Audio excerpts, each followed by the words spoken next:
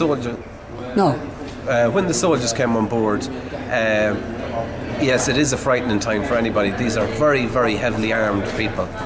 Each one is carrying at least 3 to 4 weapons each, and anything can happen. So you are very wary at all stages.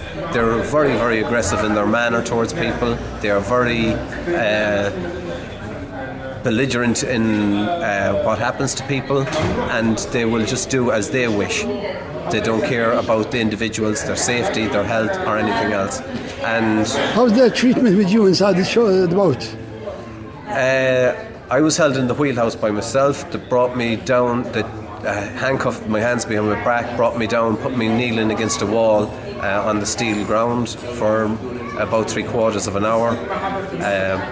I think they realised at that stage they could see my hands starting to swell because the cable ties were on so long. They cut the cable ties off, and they put me sitting with the rest of the crew.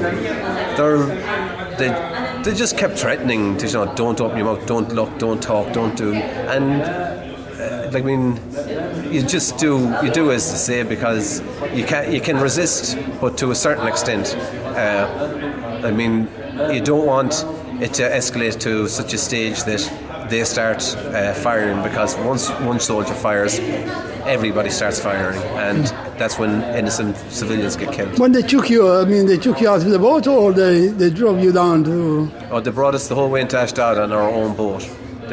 We were on the Ridge the whole way, and we got off in Ashdod off the Ridge.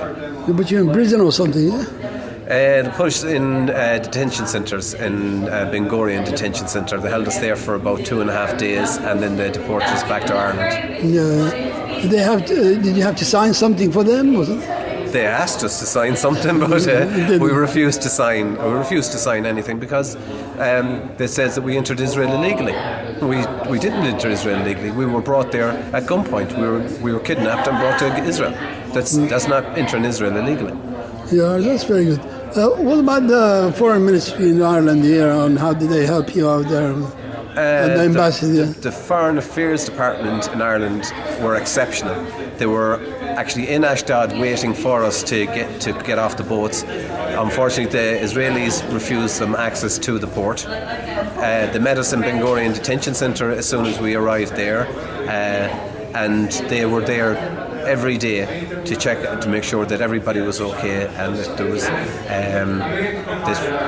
they could get messages home to our family. Did you know that you're making such a stir all over the world? Such a big propaganda against the world by doing that. It was really big, you know that. The story got the attention it deserved. Yeah. It actually got the attention, and this is the first time a story like this has got it. 9 Palestinians every day is dying in Gaza. This never meets the papers. Mm-hmm. So I think it's a Holocaust, shall we say, a Holocaust in Gaza that's happened every day nearly. It's slow genocide. That's exactly what's actually happening in Gaza. Is slow genocide. You have a situation where the storage system plant there hasn't worked in 3 years.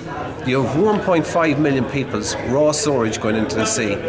The only source of food is fish. If the fishermen go out past 2 miles, they're shot. Mm-hmm. So now they have to fish in extremely heavily polluted waters. They know that these fish are polluted, and yet they have no choice but to feed it to their own families and to feed it to people that buy the fish off them. Mm-hmm. These people eat the fish, they get stomach complaints, they go to the hospital, there's no medicine in the hospitals, so these people die from stomach complaints. And what goes down on the death certificate? Natural causes. Mm-hmm. These people aren't dying of natural causes. They're dying because they're not allowed fish in the right areas. They haven't got the food. They haven't got the medicine. That's punishment. That's collective punishment, which is a slow form of genocide. And the Israelis should be held accountable for this. It is despicable that the rest of the world will stand by and let this happen. The Rachel Kuruk stayed a little bit later than the rest of the fleet. What's happened there? Story being told that it's broken down or something. She had a couple of technical difficulties here in Ireland. We got them resolved, but due to the size of the whole flotilla, they couldn't wait an extra few days for one small boat, and it was quite understandable. You couldn't ask, we'd say, 600 people to wait for one small boat, so they continued down without us. And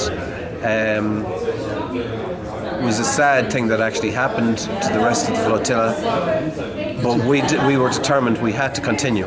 We had to continue. We couldn't. It was a brave decision for you to continue, I tell you. Might have been a brave decision, but it was the only decision we had. We couldn't. If we turned around, what was the saying? These people died in vain. Mm-hmm. The Israelis would have used it as a propaganda stunt. Correct. That look at these people. They don't want to be mixed up with these people from last Monday. No. We went and we showed them, yes, we are. We're the exact same as these people because they are our brothers. They are the same people. We are from the same cause. Same cause. Yeah, very good, very good. Well, thanks very much anyway. I'll see you some other time.